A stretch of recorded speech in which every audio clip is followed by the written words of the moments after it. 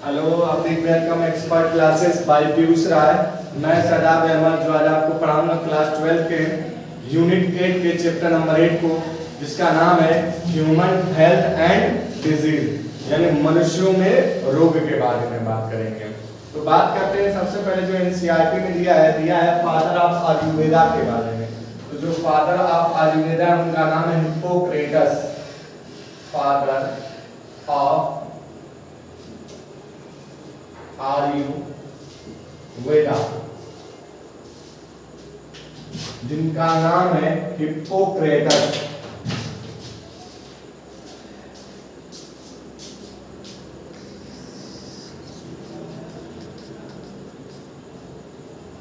और अगर हम बात करते हैं father of homeopathy, father of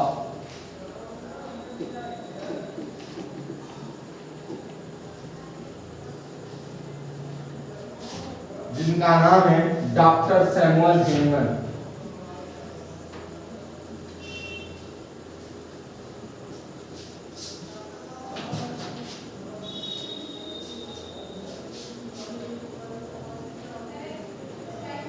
और सबसे पहले हम ये समझ लेते हैं ह्यूमन हेल्थ एंड डिजीज का मतलब क्या होता है। ह्यूमन हेल्थ एंड डिजीज का बिल्कुल कतई ये मतलब नहीं होता है हेल्थ के आप शरीर से बहुत हटके हष्ट-पुष्ट हो। हेल्थ का मतलब सीधा सीधा हो जाता है कि फिजिकली और मेंटली आप दोनों से अगर बिल्कुल परफेक्ट हैं तभी आपको हेल्थ माना जाएगा। इसका कतई ये बिल्कुल मतलब नहीं होता है कि आप अगर फिजिकली बहुत अच्छे हैं तो आप फिट हैं। सीधे का हेल्थ का सीधा सीधा ये मतलब होता है कि मेंटली और फिजिकली जो प्रिपेयर होते हैं उसे ही हेल्दी माना जाता है। बात करेंगे इसमें डिजीज के बारे में, जो आपके एनसीईआरटी में सबसे पहले बहुत सारे ऐसे डिजीज के बारे में हम पढ़ेंगे। बैक्टीरिया के बारे में पढ़ेंगे, वायरस के बारे में पढ़ेंगे, प्रोटोजोअन्स के बारे में पढ़ेंगे, हेल्मिंथिस के बारे में पढ़ेंगे। इन सबसे जो डिजीज कॉज होती है उनके बारे में पढ़ेंगे। तो ऐसे और माइक्रो ऑर्गेनिज्म जो डिजीज कॉज करते हैं उन्हें हम पैथोजेंस कहते हैं। सबसे पहले हम बैक्टीरिया के डिजीज के बारे में पढ़ेंगे। एनसीईआरटी में मिक्स करके थोड़ा दिया हुआ है, लेकिन हम सेपरेट सबके बारे में पढ़ेंगे ताकि कोई कंफ्यूजन ना हो। तो सबसे पहले आज हम पढ़ते हैं बैक्टीरिया के बारे में। अब बैक्टीरिया होता क्या, पहले ये समझाइए। Bacteria are the micro organism we can not see in naked eye, यानी ये सारे क्या होते हैं, सूक्ष्म जीव होते हैं जिनको हम नेकेड आई से नहीं देख सकते, और जिनको भी हम अपनी नग्न आंखों से नहीं देख सकते उसे हम माइक्रो ऑर्गेनिज्म कहते हैं। सबसे पहले ये सुन लिया जाए। और हम बात करते हैं सबसे पहले जो पहली बीमारी है जिसके बारे में हम बात करेंगे, टाइफाइड के बारे में।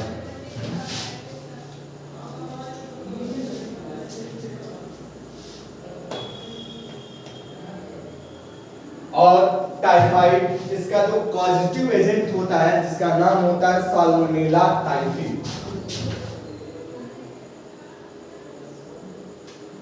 कॉजेटिव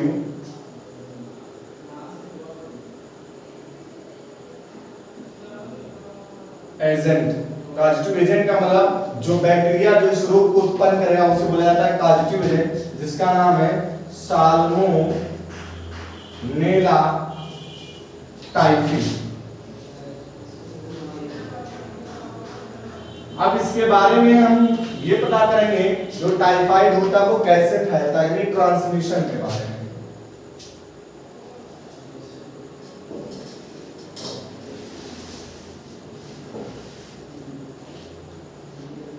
ट्रांसमिशन यानी स्थानांतरण, ये रोग कैसे फैलता है। ये रोग जो मोस्टली है ये ऐसा व्यक्ति जो इससे इन्फेक्टेड हो उसके थ्रू फैलता है। जैसे कि सबसे पहले ये जो रोग था, एक महिला थी, कुकिंग महिला, जिनका नाम था मैरी, लेकिन उन्हीं के थ्रू जब ये डिजीज फैला तो उनका नाम पड़ गया टाइफाइड मैरी।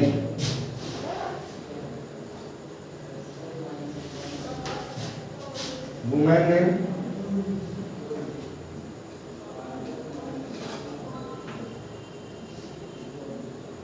Typhoid Mary. इनका जो ट्रांसमिशन होता है जो एक जगह से दूसरी जगह पे ये फोमाइट चीजों से होता है, यानी कि जो नॉन लिविंग थिंग्स हैं उससे। फोमाइट्स हो गया, आप फोमाइट्स में जैसे कि कोई बर्तन है, अगर वो बैक्टीरिया से इन्फेक्टेड है या पे वो बर्तन पे पहले कोई गंदगी लगी हुई है, जैसे मक्खी आई कोई बैठ गई है, उसमें आपने खाना रख दिया, उसके stagnant food and water, contaminated food and water, sorry contaminated food and water, contaminated food and water, प्रदूषित भोजन से, जैसे कोई खाना आप खा रहे हो और वो खाना खुला आपने छोड़ दिया है और उस पे आके कोई मक्खी बैठा, वो मक्खी किसी फीसेस यानी एक्सक्रीटरी मटेरियल पे बैठा है, अगर वो फूड पे आकर के बैठ गया और उस फूड को आपने खा लिया, वो प्रदूषित भोजन आपने खा लिया, तो आपको टाइफाइड होगा। दूसरा जो कंटामिनेटेड वाटर यानी जो जल है उसमें माइक्रो ऑर्गेनिज्म है, प्यूरिफाइड वाटर नहीं है, विदाउट बॉइल्ड वाटर है, ऐसे पानी को पीने से भी टाइफाइड हो जाता है। आगे हम बात करेंगे इसमें कि सिम्टम्स क्या होते हैं। सिम्टम का मतलब लक्षण, जिसकी वजह से आप पता कर पाओगे कि क्या है इसके अंदर बीमारी। सिम्टम का मतलब होता है लक्षण, सिम्टम यानी लक्षण में आप पढ़ो है होता क्या है, लक्षण में ऐसे पेशेंट को जिसको टाइफाइड हो जाता है यानी कॉजेटिव एजेंट साल्मोनेला टाइफी जिसको हो जाता है, उसमें होता क्या है, मोस्टली उनको क्या होता है, एपिटाइट यानी भूख लगना कम हो जाता है, एपिटाइट भूख लगना कम हो जाएगा, हेडेक सर दर्द होगा,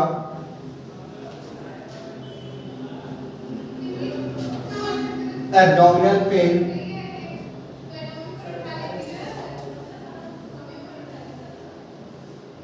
यानी पेड़ू वाले हिस्से में यानी इस वाले रीजन में क्या होगा, दर्द होगा, टायर्ड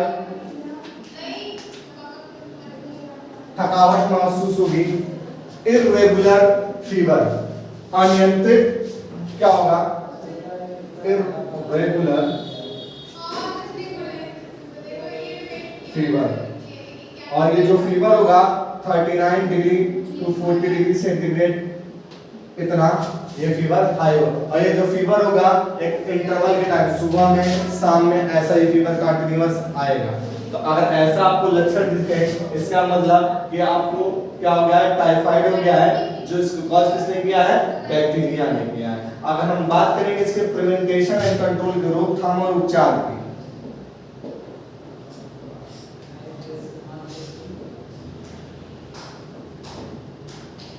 प्रिवेंटेशन एंड कंट्रोल के बारे में, तो इसमें हम प्रिवेंटेशन और कंट्रोल में ये पढ़ेंगे कि रोकथाम और उपचार कैसे। रोकथाम का सीधा सीधा मतलब है कि क्या करेंगे, हम कंटामिनेटेड फूड्स और वाटर को अवॉइड कर लेंगे, यानी कि प्रदूषित भोजन को नहीं खाएंगे। इसका मतलब कि फूड को क्या करेंगे, ढक करके रखेंगे और पानी जो है प्यूरिफाई लेंगे या बॉइल्ड वाटर को पिएंगे।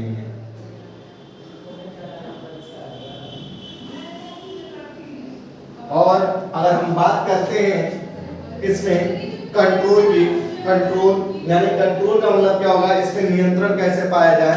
तो आप अगर इसका पता करना चाहें कि टाइफाइड हुआ है कि कुछ और हुआ है, तो आप एक टेस्ट करा सकते हैं जिस टेस्ट का नाम होता है विडाल टेस्ट। ट्रीटमेंट यानी इसका जो ट्रीटमेंट होता है वो आप कैसे करेंगे,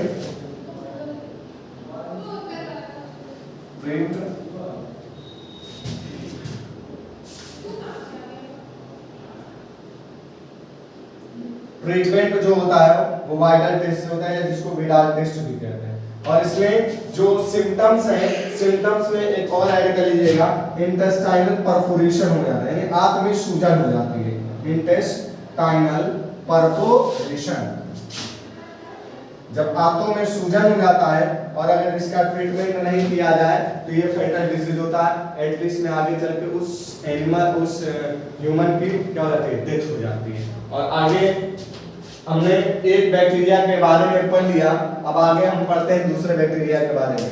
आगे हम बात करते हैं दूसरे बैक्टीरियल डिजीज के बारे में,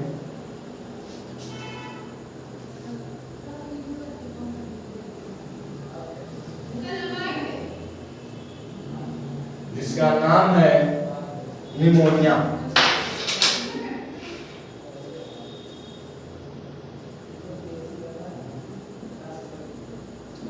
निमोनिया कहते हैं। और ये जो निमोनिया होता है जिसका पॉजिटिव एजेंट यानी जिसके वजह से फैलता है उसका नाम होता है streptococcus pneumoniae. Streptococcus pneumoniae.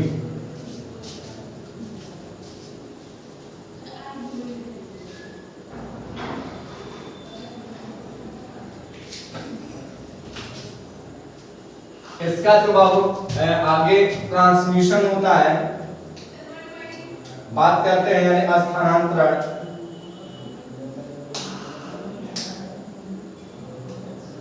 Transmission जो होता है इसका फोमाइट चीजों से होता है यानी निर्जीव चीजों से। निर्जीव चीजों का मतलब जैसे कि कोई पानी कोई पिया गिलास और वो संक्रमित है निमोनिया से, अगर उस गिलास से आपने पानी पी लिया तो क्या हो जाएगा, आपके अंदर निमोनिया फंस जाएगा। दूसरी चीज कांटेक्ट यानी कोई भी व्यक्ति जो निमोनिया से संक्रमित है अगर वो छींका या उससे बेड पे आप सोए हैं और उससे जो बैक्टीरिया होगा उसके बेड वगैरह स्वेट के थ्रू पड़ा रहेगा, अगर उसके आप कांटेक्ट में आते हैं उससे भी आपको क्या हो सकता है, निमोनिया हो सकता है। यानी एयर कांटेक्ट अगर वो छींक दिया तो एयर कांटेक्ट के थ्रू भी आपको क्या हो सकता है, निमोनिया काज हो जाएगा। और अगर हम बात करते हैं इसके सिम्टम्स की यानी लक्षण क्या हो जाएंगे जब निमोनिया होगा तो सिम्टम्स जो होता है बाबू इसमें क्या होगा, सिम्टम्स में इसमें आपको स्लाइटली पहले फीवर आएगा, हल्का फीवर आएगा और धीरे धीरे बहुत हाई हो जाएगा। यानी स्लाइटली फीवर हल्का बुखार होने के बाद साथ साथ तगड़ा बुखार होगा, हाई फीवर भी हो जाएगा। हाई फीवर के साथ साथ चिल गड़गड़ाहट वाली ठंड होगी, जब कपकपाहट वाली यानी कांपने लगेंगे। उसमें होता क्या है कि जो एयर से अल्वियोलाई होते हैं उसमें फ्लूइड भर जाता है और फ्लूइड भरने के कारण एयर का रिस्पायरेशन जो श्वसन क्रिया इससे क्या हो जाती है, बाधित हो जाती है, इंटरप्टेड हो जाती है, जिससे ऑक्सीजन का बॉडी में एंट्री नहीं होता है। और आपको जाहिर सी बात पता है कि अगर ऑक्सीजन बॉडी के अंदर नहीं एंट्री होगा तो बॉडी आपकी ठंडी हो जाएगी, क्योंकि ऑक्सीजन क्या करता है, ब्लड के साथ मिलकर के हीमोग्लोबिन का फॉर्मेशन कर जो हमारी बॉडी को हीट प्रोवाइड करता है। और ऑक्सीजन का इसमें क्या हो जाता है, ट्रांसपोर्टेशन नहीं हो पाता, इसलिए चिल आना शुरू हो जाता है। इसमें क्या होता है, रिस्पिरेटरी प्रॉब्लम कर देता है, यानी सांस लेने में बहुत दिक्कत होती है। Respiratory problem, respiratory problem high weakness, बहुत ज्यादा वीकनेस से ऐसे पेशेंट को हो जाता है वो खड़े तक नहीं हो पाते हैं और उनमें क्या होता है, एपेटाइट भूख भी नहीं लगता है। एपेटाइट हो जाएगा, पैकेज कमर दर्द होगा, लंग्स क्या हो जाएगा, इससे बिल्कुल इन्फेक्ट हो जाएगा और लंग्स में क्या हो जाएंगे, होल हो जाएंगे।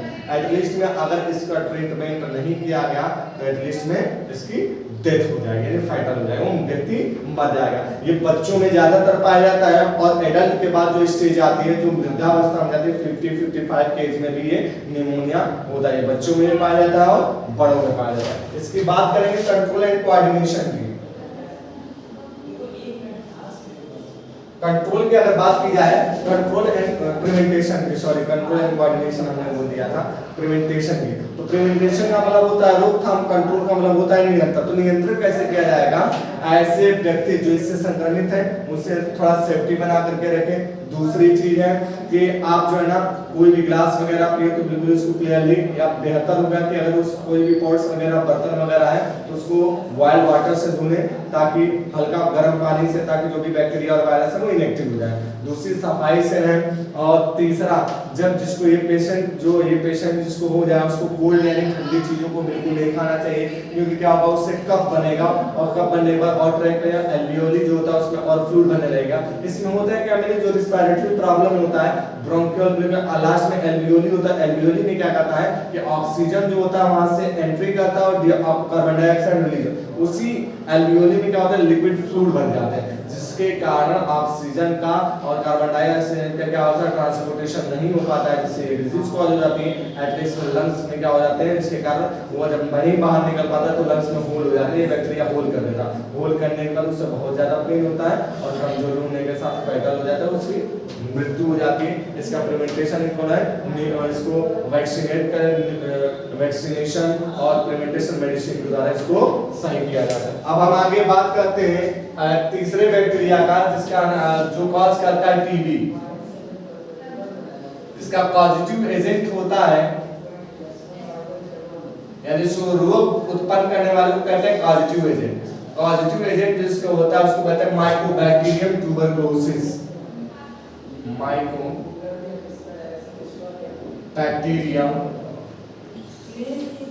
ट्यूबरकुलोसिस।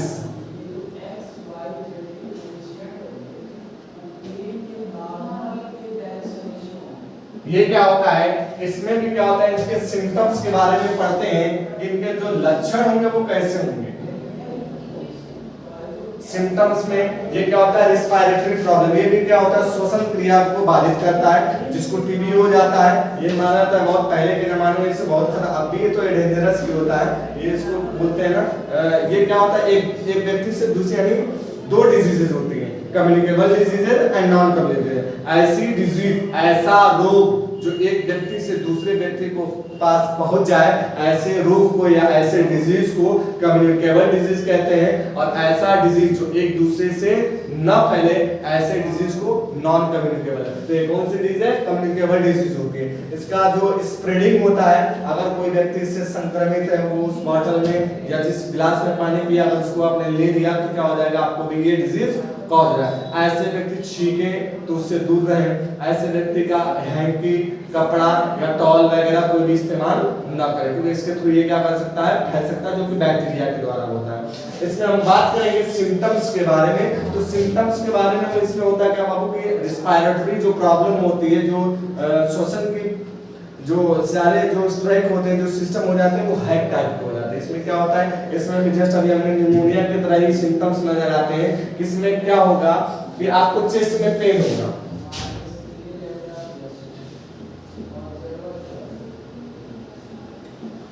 हाई फीवर होगा, लंग्स इन्फेक्टेड हो जाएगा,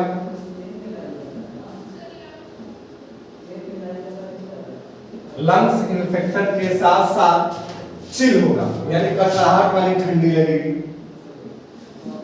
चिल के साथ साथ फ्रंटियल पेन होगा, चिल के साथ बहुत जल्दी कपकपाहट वाली ठंड आएगी, और ठंड के साथ साथ आपको क्या होगा, एपेटाइट, भूख नहीं लगेगा, यानी कि वेट लूज हो जाएगा, आपका वजन घटने लगेगा।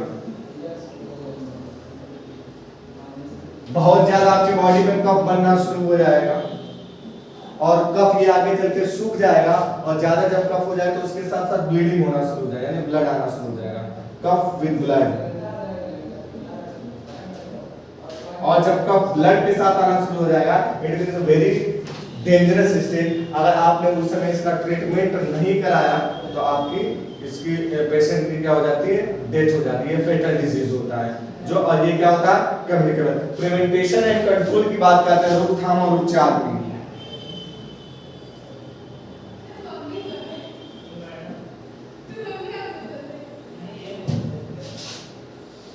प्रिवेंटेशन एंड कंट्रोल का सीधा सीधा यही मतलब है कि be carefully meet with infected person,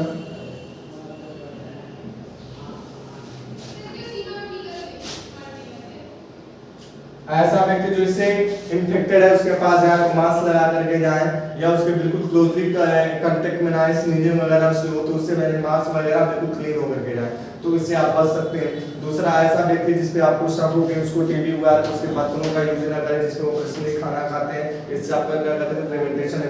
और इसका ट्रीटमेंट क्या होता है, जो ट्रीटमेंट होता है एक बाइडॉट्स थेरेपी। बायडॉक्स थ्रेडी क्या होता है, एक इसका कोर्स होता है, 6 मंथ का कोर्स होता है। आपको प्रॉपर जो डॉक्टर है, अब जिस पेशेंट को ये होते हैं जो गवर्नमेंट के द्वारा फ्रेंचाइजी चलाती जाती है, इसके बारे में इसमें पैसे भी आते हैं। ये डिजीज जो क्या होती है, संक्रामक डिजीज होती है, घातक डिजीज होती है। तो इसमें क्या होता है, गवर्नमेंट की तरफ से पॉलिसी थ्रू 6 महीने का कोर्स होता है। आपको मंथली वाइज खाने के लिए, न्यूट्रिशन बेटर के लिए तो क्या होता है, पैसा मिलता है। दूसरा, और आप इसमें क्या करेंगे, खूब अच्छे से अगर भोजन का सेवन करें, ठंडी चीजों का सेवन नहीं कर रहे हैं तो आप सही हो जाए। अगर लंग्स ज्यादा इन्फेक्टेड हो जाता है तो आप लोग एक्सरे में देखा होगा, एक्सरे में लंग्स के पास जो हिस्सा होता है, मान लिया अगर लंग्स ऐसा दिख रहा है तो यहाँ पे आपको धुंधला धुंधला दिखेगा, यानी वो वाला रीजन क्या हो जाएगा, इन्फेक्टेड। अगर वो रीजन ज्यादा इन्फेक्टेड हो जाता है तो एक प्रोसेस होती है लुबेक्टोटॉमी। लुबेक्टोटॉमी का मतलब क्या होता है, उस वाले हिस्से को सीजर्स के थ्रू कट करके सही कर दिया जाता है। लेकिन बहुत ज्यादा अगर इन्फेक्टेड हो जाए तो एटलीस्ट में फैटल डिजीज होता है, एटलीस्ट में जो पेशेंट है उसकी डेथ हो जाती है। आगे हम बात करेंगे अगला जो बैक्टीरियल डिजीज का नाम है पर्टूसिस। इसका जो जिसको नॉर्मली कहा जाता है वूपिंग कफ। वूपिंग का मतलब क्या होता है, खांसी ऐसी आए कि बिल्कुल क्या हो जाए, बॉडी एकदम जैसे सांस खिंच जाए ऐसे करके, तो उसे बोलते हैं वूपिंग कफ। ये जिसको इसका पॉजिटिव एजेंट होता है, जिसकी वजह से ये फैलता है, पॉजिटिव एजेंट बॉर्डेटिला।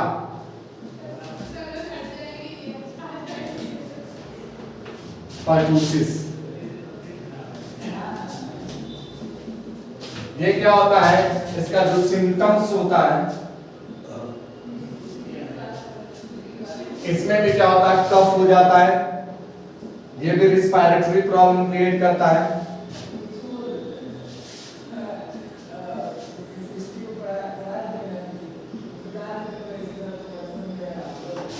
स्लाइटली फीवर आता है, हल्का बुखार। कुछ लोगों में हाई फीवर भी हो जाता है। इसका प्रिवेंटेशन एंड कंट्रोल की बात अगर करें तो प्रिवेंटेशन एंड कंट्रोल, ऐसा व्यक्ति जो इससे संक्रमित है उससे दूरी बना करके रखें, स्वच्छता से रहें, क्लीन करके रहें और ज्यादातर कोल्ड चीजों का इस्तेमाल ना करें। तो इसका क्या होता है, रोकथाम और उपचार करना। अगला जो डिजीज है उसके बारे में हम बात करते हैं, टेटनस।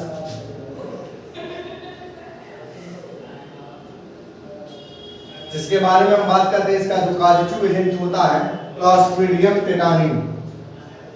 का जो ट्रांसमिशन होता है, ये फैलता कैसे है, ये जो फैलता है, ये जो हॉर्स होते हैं उनका जो डंग होता है यानी एक्सक्रीटरी मटेरियल होता है, उनके अंदर ये पाया जाता है बैक्टीरिया।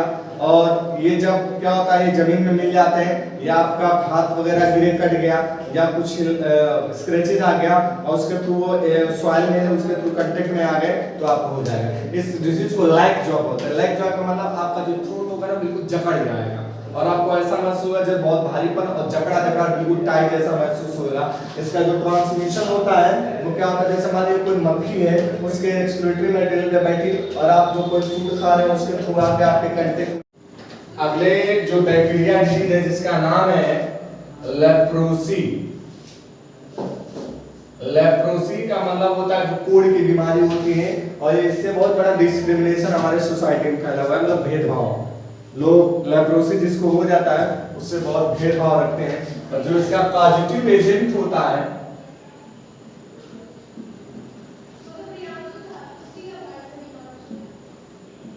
इसका नाम है माइकोबैक्टीरियम।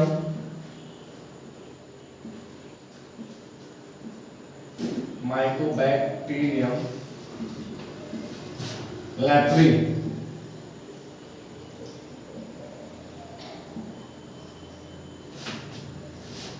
ये कोढ़ की बीमारी जो होती है, इसमें होता क्या है, जो ऑर्गन या स्किन क्या होते हैं, डेड एंड डिकेड होना यानी सड़ना गलना शुरू हो जाता है उसमें, और एटलीस्ट में वो जैसा हाथ और फिंगर वगैरह बिल्कुल ऐसे सिकुड़ना शुरू हो जाते हैं।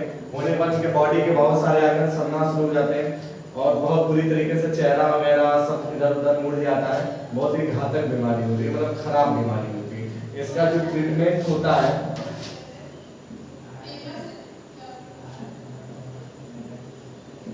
डाई एमिनो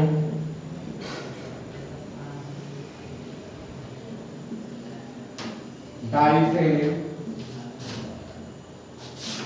सल्फोन के द्वारा किया जाता है। और आगे हम एक लास्ट डिजीज के बारे में पढ़ेंगे, कॉलेरा के बारे में, जो बैक्टीरिया के द्वारा फैलता है, कॉलेरा, जिसको पॉजिटिव एजेंट होता है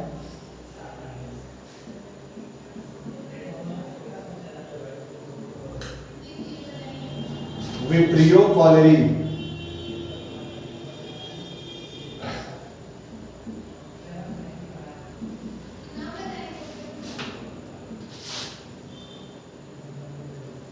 इसमें क्या होता है, इसका जो ट्रांसमिशन होता है कंटामिनेटेड फूड से होता है। कंटामिनेटेड फूड का मतलब प्रदूषित भोजन से। प्रदूषित भोजन का मतलब अगर कोई इंसेक्ट, जैसे कि मोस्टली जो होता है हाउस फ्लाई, वो क्या होती है, फेसेस से उड़ करके कंटामिनेटेड फूड, यानी कि जो हाउस फ्लाई होती है वो किसी फेसेस पे बैठे हैं, उसके बाद वो फूड पे आकर के बैठ जाए और वो हम ईट कर लेगा, तो इससे क्या हो जाता है, कॉलेरा हो जाता है। और कॉलेरा का जो सिम्टम्स होता है, जो लक्षण होते हैं, आपको फैंटिक यानी चक्कर आएगा, मुझा जाएंगे, वॉमिटिंग, बहुत उल्टी होगी, लूज मोशन, ये सारे सिम्टम्स होते हैं। और प्रिवेंशन एंड कंट्रोल ये सफाई से रहें, कंटामिनेटेड फूड को न खाएं और साफ सुथरी चीजों से इस्तेमाल करें, जिसका प्रिवेंशन एंड कंट्रोल होता है। और बात करें तो कुछ मेडिसिन आती हैं, उनका अगर इस्तेमाल करने पे वीडियो कॉल भी सही हो जाता है।